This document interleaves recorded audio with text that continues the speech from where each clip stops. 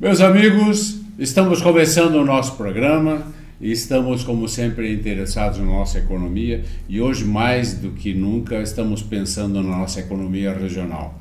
E como nós sabemos, o nosso estado não é, digamos assim, muito, nivelado, né? Nós temos grandes desníveis e sobre isso nós gostaríamos de conversar e lembrando, por exemplo, que nós temos aqui o pior IDH no estado, justamente na nossa região, uma situação que há anos se fala e não conseguimos consertar ainda. Nós precisamos pensar em eliminar essas enormes distâncias econômicas e sociais entre alguns municípios, digamos, ou do litoral ou do oeste catarinense e aqui a nossa região. Nós hoje vamos conversar com o prefeito de Urupema, o engenheiro agrônomo Amarildo Gaio. Nós temos muito prazer de receber aqui para discutir essas questões, como eu disse, da nossa economia, da economia regional. Prefeito Amarildo, deixe eu lhe perguntar quais são os caminhos que as pequenas cidades do interior, especialmente nós estamos falando aqui da Serra, e quais os caminhos que poderíamos tomar para industrializar a nossa região? Nós poderíamos fazer, talvez, trabalhar numa espécie de consórcio, não sei se é possível. O que nós poderíamos para mexer, impulsionar esse assunto que é a nossa industrialização? Na verdade, professor, nós temos bastante dificuldade em trabalhar essa questão, até por uma questão cultural. Nós viemos de um período extrativista. A nossa região, ela viveu, passado vários ciclos econômicos de extrativismo. Nós viemos do ciclo da pecuária, depois viemos do ciclo da madeira, e depois parte de fruticultura. Hoje a gente está com viés turístico também trabalhando isso. Então nós temos um aspecto cultural que nós precisamos mudar um pouco isso, e isso se muda através da educação, através das universidades, através desse trabalho de conscientização da nossa população. O que nós precisamos sim é agregar valor a esses produtos que nós temos. Hoje nós temos matérias-primas interessantes aqui produzidas na nossa região, mas a grande maioria delas são vendidas in natura, sem processamento, e sendo agregado valores, na grande maioria das vezes, fora da nossa região. Podemos citar como exemplo a própria maçã, que a maior produção brasileira de maçã hoje concentra-se nessa região, e grande parte dela ela é exportada para o Rio Grande do Sul ou para outras regiões para serem processados e agregado valor a esses produtos, que nós poderíamos estar agregando valor a esses produtos aqui e também gerando mais mão de obra e emprego de qualidade para a nossa população. No caso, agregar valor à maçã seria fazer suco de maçã? Uma das possibilidades. Ou outras coisas também. Até coisas mais simples, como a própria embalar a maçã. Você sai com ela de um preço de 80, 90 centavos, R$1, como era o ano passado, 1 quilo de maçã, e só você embalando ela adequadamente, você praticamente dobra o valor. Então você agrega esse valor, você coloca a mão de obra, você tem o valor de impostos, da caixaria, da mão de obra, quer dizer, tem uma série de tributos que vêm diretamente e que acaba ficando aqui na região. E o que precisa para essa medida, assim, que aparentemente, prefeito, é coisa bastante simples, né? O que precisa para isso? Não é uma cooperativa, então, não seria? Não, exatamente. Mas antes da cooperativa, o espírito empreendedor do nosso povo. E aí a academia tem que fazer esse trabalho. A academia, que eu digo, a universidade. Nós não pensarmos em apenas formarmos jovens aí para eles pensarem em sair da universidade e fazerem concurso público. A grande maioria hoje sai, pega o título e vai se preparar para fazer concurso público, para ser empregado. É importante, tem estabilidade, tem uma série de benesses, é importante, claro, precisamos disso também. Mas nós precisamos criar gente empreendedoras, que gere, que faça a economia crescer, que faça movimentar essa economia. Eu citei um exemplo bem simples aqui, que é o da maçã, mas toda a cadeia como um todo. Nós falamos aqui em pecuária, todo o gado praticamente produzido aqui na Serra Catarinense, que é o principal produtor bovino de Santa Catarina, ele praticamente é exportado para ser abatido, gente. A coisa mais simples da pecuária é o abate. Praticamente todo ele é abatido fora da nossa região, muito pouco fica aqui. Poderia ser feito cortes diferenciados. Hoje você tem um trabalho ainda iniciado aí com o boi verde, né? Com o gado não é da nossa aquela terra das tropas. Sim, exato, do campo das tropas. Campo né? das tropas. Uma iniciativa fantástica, dando resultado. O caminho é exatamente esse aí.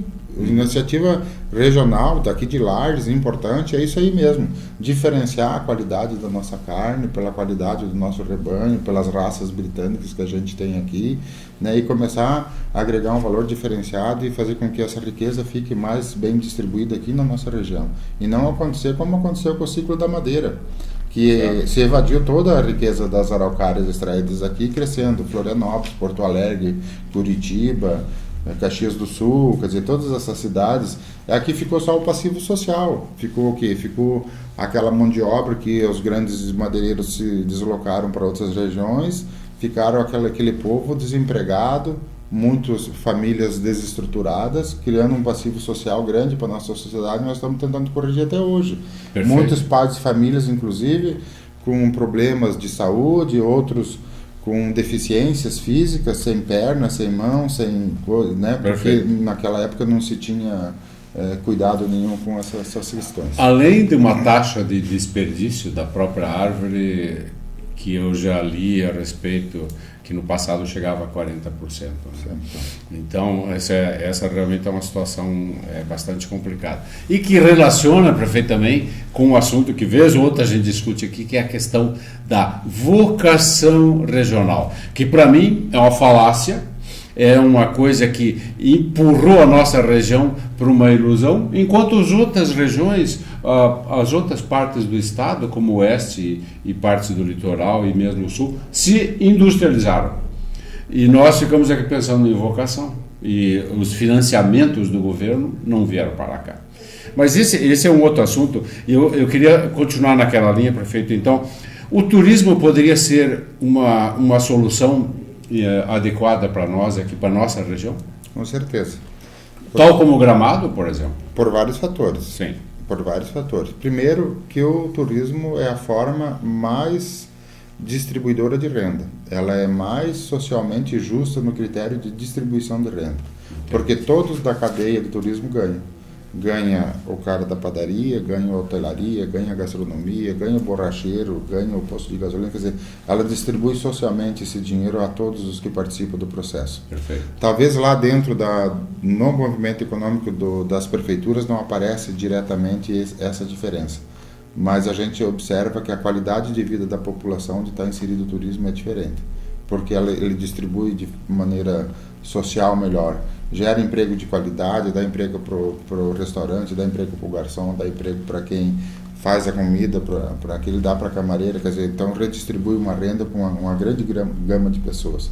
Ao contrário de outros trabalhos, que ele concentra a renda especificamente para quem produz.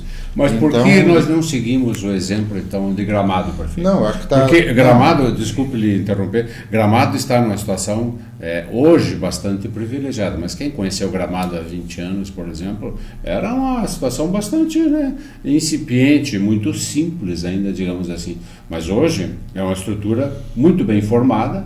Por que nós não temos na nossa região uma estrutura mais ou menos assemelhada, digamos? Não, nós temos cases de sucesso aí. Nós temos aqui na região vários municípios que estão se destacando nesse quesito aí. A questão é do tempo, né? A questão, nós temos uma série de investimentos que elas têm que vir antes desse sucesso. Primeiro, nós temos que dar a infraestrutura necessária porque os empreendedores venham investir. Qual é a infraestrutura? Os acessos asfálticos. Até há pouco tempo, nós nem acessos asfálticos adequados nós não tínhamos na região. Principalmente essa região que eu falo, essa região mais alta de Santa Catarina e que compreende a nossa região. Entendo. A região de Urupema, São Joaquim, Urubici, Bom Jardim e esses municípios próximos aí, Bom Retiro, Rio Rufino, Lages aqui.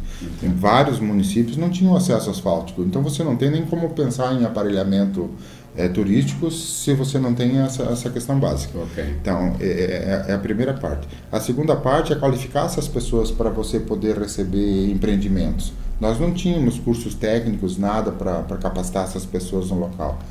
Todo empreendedor ele vem para uma região, mas ele precisa de uma mão de obra qualificada para fazer o empreendimento. Hoje, Por exemplo, Urupema tem um Instituto Federal que qualifica as pessoas por demanda, qual a demanda que você quer.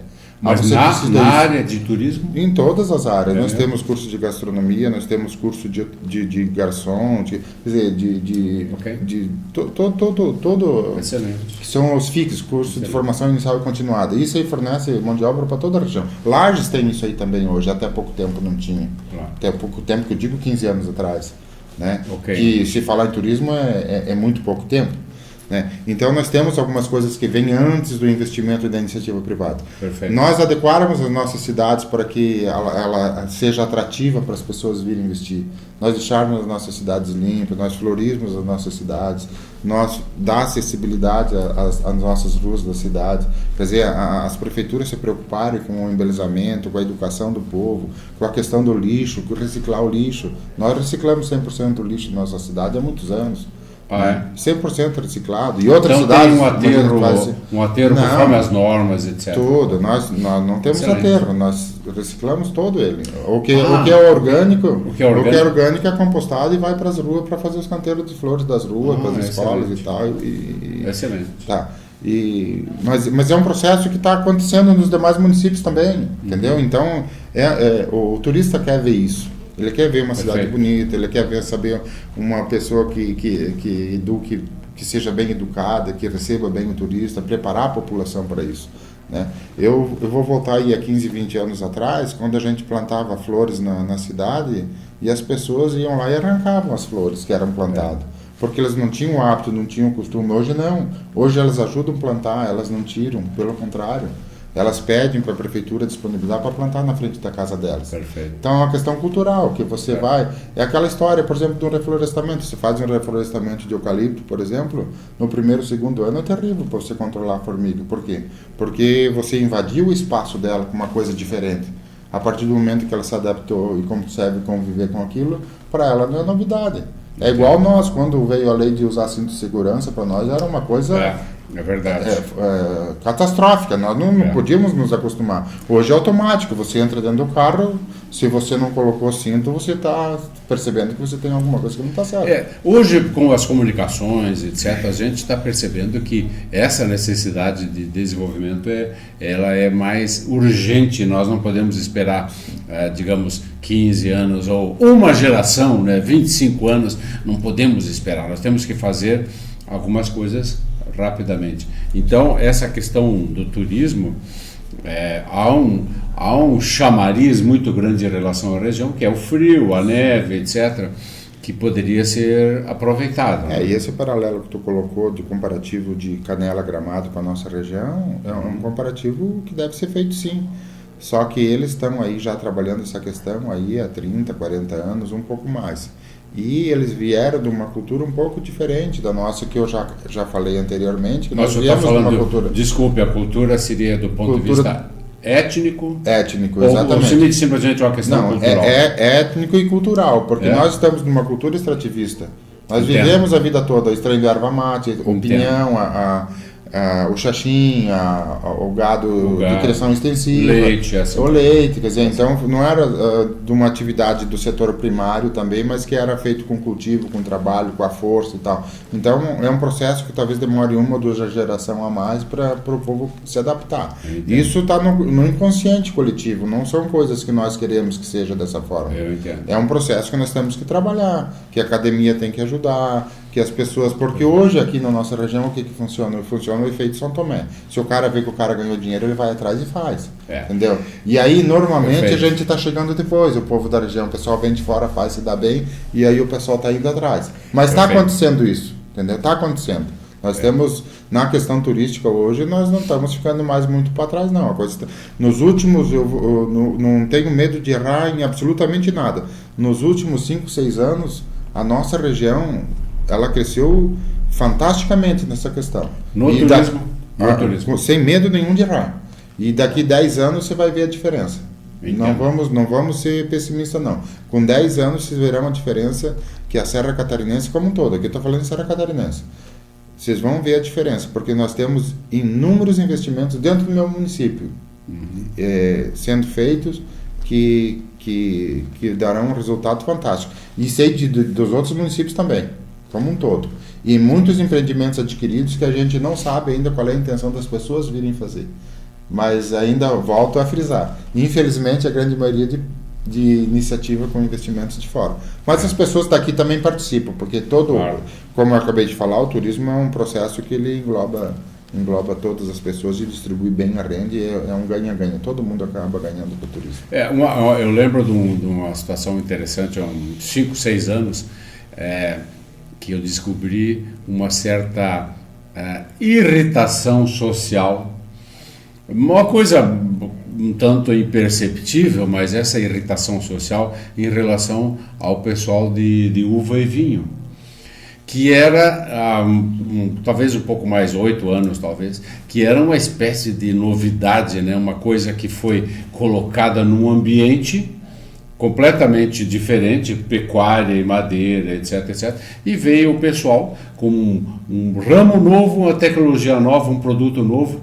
Então havia uma espécie de falta de hábito, um pouco de intolerância em relação a esse pessoal. Então eu concordo consigo que essas medidas requerem um certo tempo, né, para a sociedade se habituar a essas novidades, digerir isso aí e começar a participar também, né? Mas o processo está muito rápido, muito mais rápido do que nós imaginamos. Eu queria dizer que está muito lento. Não. Veja a questão do vinho. O case do vinho talvez seja o case de maior sucesso do turismo brasileiro hoje.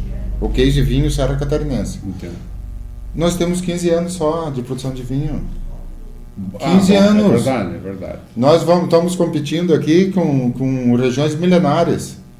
A Argentina, 200 anos, o Chile, 200 anos. Itália, milhares. São milhares. Então a Serra Catarinense, a Serra Gaúcha, mais de 100. Nós estamos aqui falando em 15 anos do primeiro empreendimento. E hoje estamos produzindo, a nossa região produz os melhores vinhos do Brasil, sem dificuldade nenhuma em falar isso. Mais competindo com certeza algumas espécies de vinhos e melhores aqui, com certeza absoluta. Concordo. Não estou generalizando todos, né, mas algumas espécies com certeza, né? E investimentos fortes, nós estamos falando aqui em 150 rótulos diferentes de vinho já produzido aqui na região. Um case de maior sucesso do que esse aí. Eu entendo. Numa região que não tinha essa cultura, né? Que não se produzia vinho. Então a tal da vocação, a vocação se cria através de pesquisa, através de investimento, através de, né? O que a gente dizia aqui há 20 anos atrás ou 30 anos atrás tinha vocação aqui na Serra Catarinense para produzir vinho de qualidade? Seria uma coisa julgada absurda. Prefeito, lembra de um termo que foi cunhado pelo falecido governador Luiz Henrique? Ele criou esse termo que é um pouco estranho, a deslitoralização, que era uma tentativa de desconcentrar recursos no litoral e, digamos, mexer um pouco nessa questão da distribuição ou da renda ou mesmo da produção. Como é que isso funcionou? Ou isso foi uma ideia do falecido governador e que depois foi continuada com as SDRs, que o senhor teve bastante contato, certamente. Mas essa ideia funcionou. Nós chegamos a deslitoralizar o Estado, considerando que o crescimento continua muitíssimo forte na região do Itajaí, em toda a região do litoral. É quase um exagero, mas a gente poderia dizer que essa região está explodindo. Não é? O crescimento ele acontece onde está o dinheiro, né? Entendo. E infelizmente a corrupção também acontece onde está a maior concentração de dinheiro. Entendo. Nós temos que mudar hoje um aspecto que é a distribuição de renda através do novo Pacto Federativo. Redistribuir melhor a renda que é arrecadada. Hoje 65% da nossa arrecadação está ficando no governo federal. As pessoas vivem no município. 2/3. A pessoa vive no município, mora na rua tal, número tal, e a demanda é ali naquele local, não é lá em Brasília. E muito menos no estado. É no município. Entendi. E hoje é o inverso. 65% do dinheiro fica lá, 23% vem para o estado, em torno de 12% vem para os municípios. E aí que está a desproporção, a dificuldade dos municípios crescerem, a dificuldade da deslitoralização. Aqui nós estamos falando de Santa Catarina. Agora, se você pegar um outro estado que a concentração de renda, São Paulo, não seria deslitoralização, daí seria desconcentração da sede de São Paulo para o interior. Exatamente. Tá, então, a concentração de renda, ela está onde está o poder. O problema é isso, é de redistribuir melhor essa renda. O projeto do governador Luiz Henrique de descentralização administrativa era exatamente isso aí, descentralizar administrativamente, para você descentralizar o poder econômico, para você poder fazer investimento de forma mais harmônica em todos os espaços do estado de Santa Catarina, como acontece nas regiões mais desenvolvidas da Europa, por exemplo. Você pega o Vale de Ferrara na Itália, funciona assim, que é uma das regiões mais desenvolvidas da Itália. Você pega o Vale do Ruhr na Alemanha, funciona dessa forma. Você pega países mais desenvolvidos como a Suíça e a Suécia, 60% a 70% do montante de arrecadação de impostos é repassado para os municípios gerirem, não para o Estado e a União. Entendeu? Okay. E aí que acontece, as coisas acontecem onde está o poder econômico. Perfeito. Só que houve o seguinte, como o Estado também não tem dinheiro, com 23% para você administrar todo o Estado e descentralizar para as regiões, o processo talvez não tenha acompanhado da forma como ele se foi projetado inicialmente. Porque teríamos que ter conjuntamente a isso, o novo pacto federativo para redistribuir melhor essa renda do governo federal para o Estado e do Estado para as regiões. Eu receio, prefeito, que nós poderíamos pegar os números, digamos, da época do governador Luiz Henrique, como IDH ou como o PIB regional, ou a renda, né? E comparar com os números de hoje, para ver se houve uma mudança substancial. Eu receio, eu não fiz essa comparação ainda, mas eu receio que o crescimento de, por exemplo, Blumenau, Joinville, Criciúma e a capital foram muito maior proporcionalmente do que o crescimento aqui da Serra. Eu também acho. Então o senhor não acha que a ideia do Luiz Henrique fracassou? Não, a ideia não fracassou. Não fracassou. O que não ocorreu foi a descentralização financeira do processo por não ter recurso. Você vai descentralizar o que você não tem. Entendeu? Houve a descentralização administrativa, mas as secretarias regionais, as SDRs, dependiam do orçamento centralizado em Florianópolis. O estado de Santa Catarina, com 23% do montante de arrecadação, ele não consegue descentralizar e fazer. Por isso que teria que ter, conjuntamente, um novo pacto federativo para redistribuir melhor o dinheiro do governo federal e aí, ao invés de ficar concentrado em Florianópolis ou nas capitais brasileiras, ir para as regiões aplicarem de forma melhor e mais correta esse recurso. Mas quando o senhor fala em pacto, que é uma coisa política, essencialmente, sim. Não seria melhor falar em reforma tributária? É praticamente a mesma coisa. Seria a forma de redistribuição. Em termos práticos. O senhor mencionou orçamento.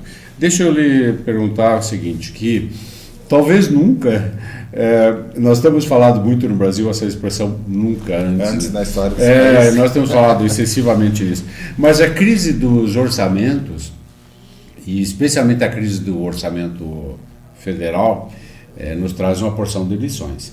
Como é que essa crise de orçamento público é sentida no seu município, por exemplo? Você só supera a crise com duas formas: trabalhando mais ou economizando mais. Com austeridade. Só não existe outra forma. Ou você produz mais ou você economiza mais. Não tem outra receita para isso. Né? Então você tem que ser mais eficiente. Você tem que ter uma maior eficiência na tua gestão. Você faz eficiência de gestão como? Você tendo uma máquina enxuta, você montando uma equipe que realmente seja comprometida e produza resultados, né? Você ter um controle dentro do setor público, um controle de gastos, um controle de fiscalização dos gastos, né? Eficiente, né? Então a forma é essa, o segredo é esse, é você conseguir otimizar os poucos recursos que você tem, você multiplicar, né, conseguir usar um fator multiplicativo em cima dessas duas questões. Como nós não conseguimos aumentar a arrecadação, né, a arrecadação dos pequenos municípios no meio da recessão, você tem que ser eficiente nos gastos, né, com as suas despesas. Deixa eu lhe perguntar que pensando numa estatística um pouco deficiente que diz o seguinte: provavelmente 40% ou 50% dos municípios, dos 5.540 municípios, eles são indisciplinados do ponto de vista orçamentário. E é possível que 40% estejam, não digo exatamente desorganizados, mas eles estão a caminho de desrespeitar a lei da responsabilidade fiscal. O senhor me diria que essa crise do governo federal, submetendo um orçamento absurdo, com déficit para o ano que vem e assim por diante, ela é, de um certo ponto, educativa para o administrador público? Os prefeitos vão olhar esse exemplo, vão se mirar nesse exemplo e evitar essa bagunça que existe no orçamento público federal, prefeito? Com certeza, para os mal educados será educativa. Será educativa? Porque quem tem dificuldade em cumprir normas e cumprir leis vai ter que se adequar cada vez mais a esses critérios. Agora, o que é fático e real é que cada ano tá bem mais difícil, porque você tem uma conta que não fecha. A tua arrecadação, por exemplo, nós, as prefeituras em geral, de pequenas cidades, como é o caso de Urupema e a grande maioria das cidades catarinenses, aí que nós podemos falar em 240 cidades catarinenses, que são mais ou menos de pequeno porte, elas têm uma dependência bastante grande do Fundo de Participação dos Municípios e do ICMS, do retorno do ICMS, que é o que compõe a economia dos municípios. O orçamento anual dos municípios é composto por esses dois vetores. E com a desaceleração da economia, obviamente que esses repasses estão diminuindo. Esse ano nós temos uma queda de 8% em relação ao mesmo período do ano passado de arrecadação. E aqui quem está nos ouvindo sabe, né, o quanto aumentou a luz, o quanto aumentou o combustível, o quanto aumentou o telefone, o quanto aumentou a água, a alimentação. Quer dizer, isso aí para as prefeituras também aumenta. A maior empresa das pequenas cidades normalmente são as prefeituras, são as que mais consomem energia, são as que mais consomem tudo. A folha de pagamento aumentou, mas não vão conseguir repassar o 9% aí da inflação, ou 11% que querem, ou coisa desse tipo. Cara, a grande maioria não vai conseguir mesmo. Não vai conseguir. Mas claro que não vai. Qual a saída então para eles? Qual é a saída, prefeito? Eles vão para a cadeia? Você pula no fogo ou pula na brasa. Não, você vai descumprir a lei de responsabilidade fiscal, certo. Tá? Ou vai para a cadeia. Entendeu? Então a grande maioria não tem esse fôlego, não. E não é por conta de má gestão nesse momento mais. Porque se você tem um planejamento, você está aí com... por exemplo, a prefeitura que estava com 45%, 50% de comprometimento de folha de pagamento, com a economia do jeito que está andando, ela certamente vai entrar no limite prudencial já, com gastos. Ou ultrapassou. Vai ultrapassar, com certeza. Então aí tem que se rever isso aí. Não é culpa do gestor. Aqui não podemos jogar a culpa em cima do gestor público por conta disso. Tá entendendo? Entendo. E aí, quando a gente fala em cidades pequenas, a dificuldade ainda é maior. O cara diz, mas se eu for fazer uma conta, proporcionalmente tem 5, 4, 6, 7% da população que é funcionário público. Só que é o seguinte, não existe meio prefeito, não existe meio secretário, não existe meio de nada. Isso aí, pelo menos, uma estrutura mínima os pequenos municípios têm que ter, não tem como, né? Claro. E aí, menos do que aquilo ali é impossível. Eu falo do meu município, por exemplo, eu não tenho nada de serviço terceirizado. Mas 100% do meu serviço é feito pela prefeitura, inclusive coleta de lixo e tudo, todo serviço é feito pela prefeitura, não tem nada de serviço terceirizado. E aí, quando você terceiriza algum serviço, ou contrata, ou licita a empresa, você até pode desviar um pouco, burlar essa questão de você chegar próximo ao limite de lei de responsabilidade fiscal com gastos, né? Mas isso aí é uma coisa que vai ter que ser revista aí, daqui a pouco os tribunais vão ter que ver com mais cuidado isso aí, porque não é... Mas não há como rever sem mudar a lei, prefeito, não, né? Vai ter que mudar a lei, então. Vai ter que mudar, vai ter que fazer alguma coisa, porque infelizmente isso é matemático. Mas aos olhos da opinião pública, como é que ficaria isso aí?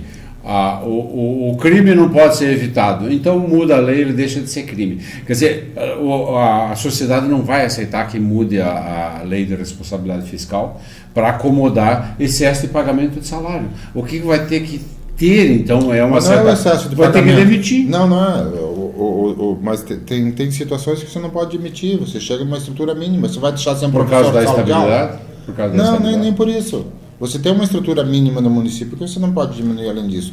Você tem que ter um número mínimo de professores, você tem que ter um número mínimo de motoristas para transportar os alunos, você tem que ter um número de funcionário, entendeu? E vai chegar um momento que você está com uma estrutura enxuta ao extremo.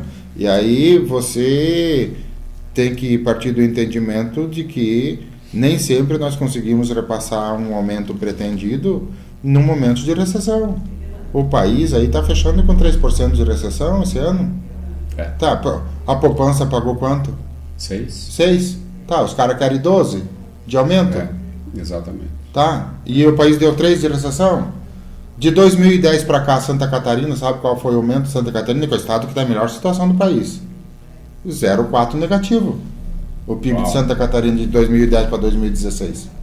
Tá, e aqui está melhor. E daí? E dali para cá, quanto aumento que teve de salarial? Quanto aumento que teve tudo em cima? Então, é uma conta que não fecha. E não há como evitar isso aí. Sob pena de greve, sindicato, etc. Isso aí, a greve é legítima e tudo, mas tem situações que tem que rever com mais clareza as coisas. Né? Mas na média dos municípios, prefeito, eles teriam a sua opinião, todos eles? Ou existe, como é que eu vou dizer, coisas mal feitas, né? Falta de técnica, falta de controle, falta de inteligência, eles vão ultrapassar o limite da lei da responsabilidade fiscal, quer haja recessão ou não. Então, nesse caso, como acomodar essa situação, que talvez seja a maioria, essa é a situação. E uma minoria consciente que tem o problema que o senhor está descrevendo, talvez tivesse que acomodar de uma outra maneira. É uma situação Não, mas a lei prevê critérios para você trabalhar essa questão. A lei prevê o seguinte: primeiro você vai demitir cargos comissionados, vai demitir secretários, e a chegar a um ponto de demitir gente concursada também. É possível, sim. É possível. Em cima da lei da responsabilidade fiscal. Entendo. Né? Se chegar ao ponto de acontecer isso, poderá chegar ao extremo. Mas existe uma linha, né, de prioridades de demissão, que seria gratificações, comissionado, pagamento de hora extra primeiro, então todas essas coisas. Né? Eu não tenho, graças a Deus, não tenho problema no meu município. Eu pago a folha em dia, todo mundo recebe em dia, não está comprometido, até o final do meu mandato está tudo sob controle. Mas não o pessoal está um pouquinho inquieto ou não? Está tranquilo? Não, está tranquilo. Isso é bom, isso é bom. Mas também já uma prefeitura que está enxuta, né? Né? E acho que a maioria daqui da Serra está nessa situação, né? Tá bom, que bom que seja dessa forma. Mas eu estou dizendo que a conta vai chegar um momento que, se a crise continua, estou vendo lá para frente, se a crise econômica continuar dessa forma, uma irresponsabilidade até do próprio governo propor um aumento salarial de 11 e alguma coisa por cento no momento de recessão, gente, não fecha a conta. O governo fez isso durante 12 anos. Mas não fecha a conta. Se o país está em recessão, como é que você vai dar aumento nas coisas? Na verdade, com o IPC de 8 ou de 6, o governo daí está aí o desemprego. 10, 11. Daí está aí o desemprego. Estourou em cima de quem? Quem que pagou a conta a vida inteira? O empresário. Por que a economia desacelerou dessa forma? O empresário não aguentou mais produzir, começou a demitir. Né? E no fim começou a demitir porque quem que estava pagando? Só o setor produtivo estava pagando.